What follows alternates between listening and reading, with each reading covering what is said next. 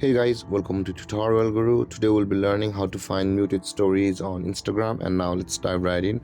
Now to find muted stories on Instagram, first open up your Instagram app and make sure to be logged into your account, guys. Now in order to proceed from over here, at the bottom right corner of the screen you can see your profile picture icon in a circle.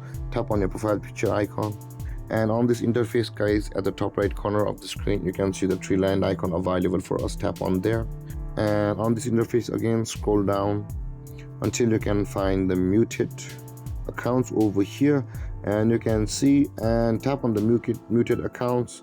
And over here, guys, no matter what you had muted the account for, either their stories or posts or notes, you can see all of them are available over here, and you can unmute them over here. And this is a way you can find the muted stories on Instagram. And guys, this is how to find muted stories on Instagram or muted users with their stories on Instagram. And if you have any confusions or questions regarding the topic, feel free to comment in the comment section below, and don't forget to like, subscribe and hit that bell icon for more videos. Thank you for watching, guys. Peace.